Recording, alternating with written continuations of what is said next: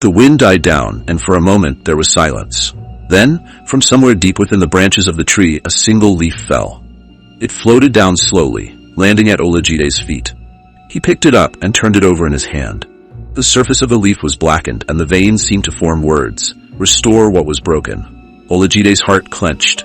He didn't know how, but he knew what he had to do. The gods were watching, and they would not be satisfied until he made things right. As he stood beneath the Iroko tree that night, the weight of his betrayal pressed down on him like never before. The path ahead would not be easy, but it was clear. He had to find Afolabi. The morning after Olajide stood beneath the Iroko tree, Ilayo awoke to yet another sign of misfortune. The village's main river, once a lifeline for its people, had shrunk to a thin, sluggish stream. The water was brown and murky, and a foul smell rose from its banks. Women who came to fetch water stared in disbelief, their clay pots dangling uselessly in their hands. "Ah, the gods have turned their backs on us," one woman cried, her voice filled with despair. Another knelt at the river's edge, dipping her fingers into the water. "How will we survive if the river dies?" Their words spread like wildfire through the village. Men, women, and children gathered at the river, muttering in worried tones. Even the elders, who were always calm and composed, looked troubled as they discussed what this latest disaster could mean. But Olajide stayed away. He had no need to visit the river to know that it, too, was bearing the weight of his betrayal. That evening, as the sun set and the sky turned a deep crimson, Olajide found himself drawn toward the riverbank. The distant murmur of the villagers had faded, leaving only the eerie silence of the night and the low hum of insects. The closer he got to the water, the heavier the air seemed to grow, as though the very ground beneath him carried the weight of a curse. When he arrived at the river, he saw it up close for the first time. The once clear water, where children had splashed and women had washed their clothes, now barely moved. A layer of scum floated on the surface, and dead fish lay scattered along the banks. Olajide stood there for a long time, staring at the still water. Then, slowly, he stepped closer, his feet crunching on the dry, cracked mud. "Olajide," a voice whispered. He froze. The voice was soft, almost like the rustling of leaves, but it was unmistakable. It was coming from the river itself. "Olajide," the voice came again, louder this time. His heart pounded as he looked around, but there was no one in sight, just the empty riverbank and the dying water. "Who is there?" Olajide asked, his voice trembling. The river answered, though its words did not come as a sound, but as a vibration, a deep, resonant hum that seemed to echo in his bones. "You have disturbed the balance, Olajide. You have turned the water bitter." Olajide stumbled backward, his breath coming in short gasps. The words made no sense, and yet they struck him with a force he couldn't ignore. "I didn't mean to," he whispered. "I didn't mean for any of this to happen." The river hummed again, its surface rippling as though something moved beneath it. "The land remembers," the voice said. "The water remembers, and the gods do not forget." The next day, Olajide went to visit the village elders.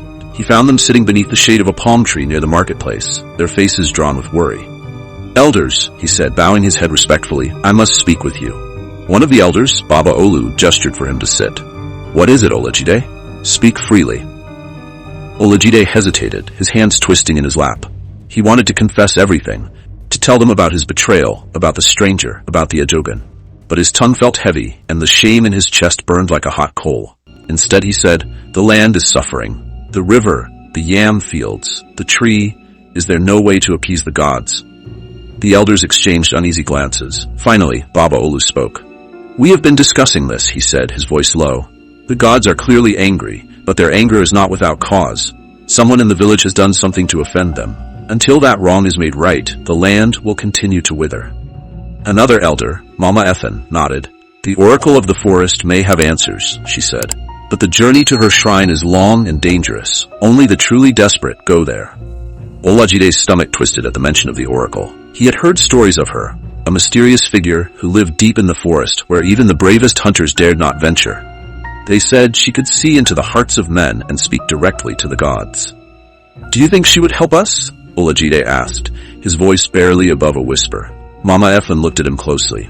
"The oracle does not help without price, but if she agrees to listen, perhaps she can guide us." Baba Olu turned to Olajide, his gaze sharp. "But the question is, Olajide, why do you ask? Do you know something about this curse that the rest of us do not?" Olajide felt his throat tighten. He shook his head quickly.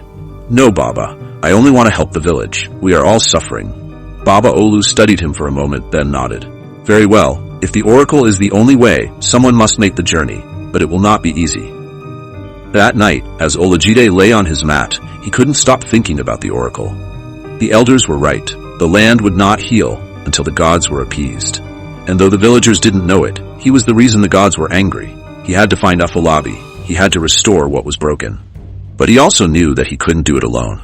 The oracle, he whispered to himself, I must go to her. As the moon rose high above Ileayo, Olajide made his decision. At dawn, he would set out for the forest. But in the stillness of the night, as the wind whispered through the trees, Olajide couldn't shake the feeling that someone, or something, was watching him. The dawn in Ileayo was unusually quiet. The village, burdened by weeks of misfortune, felt as though it was holding its breath. Even the goats that usually bleated in the mornings were silent, and the rooster's crow seemed softer than usual. Olajide stood at the edge of the village, staring at the path that led into the forest. The oracle of the forest was said to live deep in the heart of the woods, where sunlight barely reached and where men feared to tread. Stories of her were whispered by elders on cold nights, tales of her power, her knowledge, and the price she demanded for her wisdom. For a long time, Olajide hesitated, his feet rooted to the ground. He had never traveled so far from the village, and the thought of facing the oracle made his heart pound. But the guilt in his chest burned hotter with each passing moment, reminding him of why he needed to go. He glanced back at Ileayo one last time. The sun was rising slowly, casting its golden light over the thatched roofs and the withered fields. He saw a group of women at the dying river, their clay pots in hand, and a cluster of men gathered near the marketplace, their faces grim as they discussed the failing yam crops. This was his fault. He had to make it right. Olajide tightened the small satchel slung across his shoulder, took a deep breath, and stepped onto the forest path. The forest was alive with sound. Birds chirped high in the canopy, insects buzzed around his ears, and the rustle of leaves made him glance over his shoulder more than once. The deeper he went, the darker it became. The trees grew taller and thicker, their branches intertwining to form a canopy that blocked out the sun. The path was uneven, and roots jutted out of the ground like hands trying to trip him. Olajide stumbled more than once, the weight of his satchel pulling him off balance. Hours passed, but it felt like days. The forest seemed endless, its shadows growing darker and its sounds more ominous. He thought he saw movements in the corner of his eye, shapes darting between the trees, whispers just out of earshot. He shook his head, trying to push the fear away. "Stay strong," he muttered to himself. "You must stay strong." But his courage faltered when he came to the first test. The path led him to a wide clearing where a large tree had fallen, its roots ripped from the earth. The gap it left behind was filled with a shallow pool of black water. Standing at the edge of the pool was a woman. Her back was to Olajide, but she was unlike anyone he had ever seen. Her figure was cloaked in a strange, flowing fabric that shimmered like the surface of a river, and her long hair fell to her waist like a cascade of shadows. "Olajide," she said, her voice soft but firm. He froze. His name on her lips felt like thunder in his chest. "They suffer because of you," the woman said. "Do you feel their pain, Olajide? Do you carry it as they carry the weight of your betrayal?" Olajide dropped to his knees, his chest tight. The sight of Afolabi's suffering tore at him, but he didn't look away. "I carry it," he said, his voice breaking. "I carry it every day." The woman's expression softened, but only slightly. "Then you may pass," she said. "But remember, Olajide, this journey will demand more than just your strength. It will demand your heart, your soul, and your will to endure. Do not falter." With that, the woman stepped back, and the shadows of the forest seemed to swallow her whole. Olajide stared at the empty clearing, his heart pounding. The pool of water was still now, its surface calm, but the images of Afolabi and his family burned in his mind. He rose to his feet, his hands trembling. The forest path stretched ahead of him, darker and more twisted than before. But he clenched his fists, steeled his resolve, and kept walking. The sun was long gone when Olajide finally saw it, a small hut at the base of a massive tree, its roots spreading wide and deep into the earth. The hut was simple but strange. It was covered in vines and glowing faintly as though it were alive. This had to be the oracle's home. Olajide approached slowly, his steps hesitant. As he neared the hut, the door creaked open on its own, revealing only darkness within. "Enter," a voice called from inside. The voice was low and ancient, like the rumble of thunder. It made Olajide's skin crawl, but he obeyed. Inside, the air was thick and warm, and the faint glow of candles illuminated the room. Sitting in the center was the oracle. She was an old woman, her face lined with age, but her eyes burned with a fire that made her seem ageless. "You seek the truth," the oracle said, her voice filling the room. "You seek to restore what you have broken." Olajide nodded, his knees trembling. "Yes, great oracle. Please help me." The oracle leaned forward, her gaze piercing. "Then listen well, Olajide of Ilayo. The gods have not turned their backs on you, but they demand a price for balance to be restored. Your journey has only just begun." The oracle's hut felt alive, as though the air pulsed with the weight of unseen forces. Olajide knelt before the old woman, his hands trembling in his lap. Her fiery eyes bore into him, reading every crack in his soul. "You come seeking redemption," the oracle began, her voice low and steady, "but redemption is not given. It is earned through suffering, through sacrifice, through humility." Olajide swallowed hard. "I will do whatever it takes. The gods, the land, Afolabi, I must make this right." The oracle leaned forward, her face partially obscured by shadows. "You have planted betrayal. Now, you must uproot it. The gods demand 3 offerings to restore balance to Ilayo. Each offering will take you closer to the truth. But beware, Olajide. Redemption requires pain. Are you ready?" Olajide's voice trembled. "Yes." The oracle extended a hand, palm up, and from nowhere, a swirling light appeared above it. It shifted and shimmered until it settled into the shape of an iroko tree with blackened roots. "Your first task," she said, "is to mend the tree under which your oath was broken. Its roots drink poison now, and its branches carry the weight of your lies. Go to the iroko tree and offer a sacrifice of truth. The land listens, Olajide. Speak, and let it hear your confession." Olajide nodded, though fear gripped his heart. He knew what the oracle was asking. He would have to confess his betrayal aloud, where the spirits and the gods could bear witness. "And the second task?" Olajide asked, his voice barely above a whisper. The oracle smiled grimly. "The second task lies in the river. Its waters remember the balance you disrupted. You must carry its weight, literally. Go to the riverbed and carry its burden until the gods are satisfied." Olajide's chest tightened, but he didn't dare question her. "And the third?" The oracle's smile disappeared. Her voice dropped lower, the tone heavy with warning. "The third offering is forgiveness. You must seek out Afolabi, face him as a man who has sinned, and earn his forgiveness. Without it, the gods will not accept your repentance, and the curse will remain." The room grew colder, the air thick with tension. Olajide felt his breath catch. He had known that seeking Afolabi would be part of his journey, but hearing it spoken aloud filled him with dread. "Go now," the oracle said, her voice booming. "The gods are watching, and Olajide." He looked up, his heart hammering. "Do not falter, for the gods' patience is not endless." Olajide stood before the iroko tree, its blackened branches twisted against the sky. The bark was cracked, its once mighty roots sunk deep into poisoned earth. A chill ran through the air as Olajide knelt at the base of the tree, his hands resting on the dry soil. "The oracle told me to speak the truth," he whispered. "So hear me, great tree, hear the words of a broken man." His voice trembled as he began.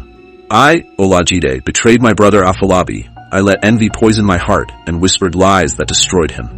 I planted doubt in the minds of the villagers, and I let him be cast out for my own selfish gain." The wind stirred, rustling the dead leaves above him. Olajide's voice cracked as he continued, tears streaming down his face. "I broke the oath we swore under this very tree. I turned my back on the gods, on my friend, on everything that was sacred, and now the land suffers because of me." The ground beneath him seemed to shift, and for a moment, Olajide felt the earth itself shudder.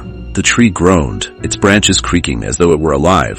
"Please," Olajide begged, his voice breaking. "Forgive me. Let the gods hear my confession. Let them know that I will do whatever it takes to make things right."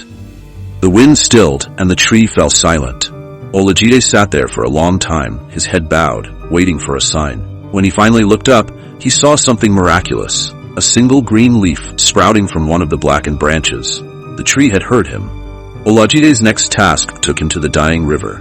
The oracle's words echoed in his mind. "You must carry its burden." He waded into the shallow water, which was thick with mud and debris, and knelt at its center. "Great river," he said, "I come to bear the weight of my sins. Let the gods see my suffering and know that I am ready to atone." At first, nothing happened. Then, the water began to swirl around him, forming a whirlpool. Suddenly, the river's weight pressed against him. Not just the physical weight of the water, but the burden of his betrayal. His chest felt heavy, his shoulders sagged, and his legs shook under the strain. For hours, Olajide stood there, holding the weight of the river as it pushed against him. He wanted to collapse, but he gritted his teeth and stayed upright. When the sun began to set, the river stilled, and Olajide fell to his knees in exhaustion. As he looked around, he noticed the water had become clearer, its foul smell fading. The river had begun to heal. Olajide's final task was the hardest. He traveled for weeks, asking every traveler and villager he met if they had seen Afolabi. His journey took him far from Ile-Ayo, through forests, over rivers, and into distant villages. Finally, he found Afolabi in a small settlement near the edge of the great savannah. Afolabi was thinner than Olajide remembered, his face lined with hardship. He was working as a farmhand, his shoulders bent under the weight of a sack of yams. When Afolabi saw Olajide, his face darkened.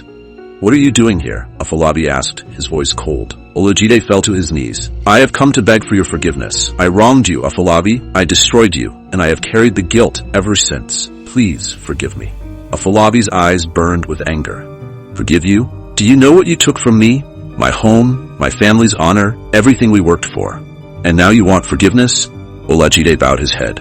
"Yes, I don't deserve it, but I will not leave until I have it. I will do whatever you ask to prove that I am sorry." For days, Olajide stayed in the village, working alongside Afolabi. He carried sacks, plowed fields, and endured the scorn of those who knew of his betrayal. Slowly, Afolabi's anger began to soften. One evening, as they sat by a fire, Afolabi spoke. "Jide, I don't know if I can forget what you did, but I can see that you've changed. And if the gods can forgive you, then so can I." Tears streamed down Olajide's face. "Thank you," he whispered. With Afolabi's forgiveness, the curse began to lift. When Olajide returned to Ile-Ayo, the Iroko tree stood tall once more, its branches full of green leaves, and its roots firmly planted in the fertile soil. The river, once dry and foul, now flowed freely, its water clear and cool. The yam fields began to flourish, and the village buzzed with life again. The villagers, who had once whispered about Olajide in scorn, now watched him with quiet respect. His journey had humbled him, and he carried himself differently now. He spent his days working in the fields, helping the elders, and teaching the young men of the village lessons about envy, betrayal, and redemption. Afolabi, too, returned to Ile-Ayo. Though their friendship could never return to the innocence of its beginnings, it grew into something stronger, built on forgiveness, understanding, and shared purpose. Together, they worked to heal the village, reminding the people of the importance of unity and trust. The gods, finally appeased, blessed the land once more. Peace returned to Ile-Ayo, and its people thrived as they had before. But as Olajide lay awake one night, staring at the stars, he couldn't shake the memory of the Ejogun, the spirit of misfortune who had set everything in motion. Though the curse had been lifted, a question burned in his mind. Had the Ejogun truly left Ile-Ayo, or was he still watching, waiting for the next crack in someone's soul? What would you do if temptation came knocking at your door?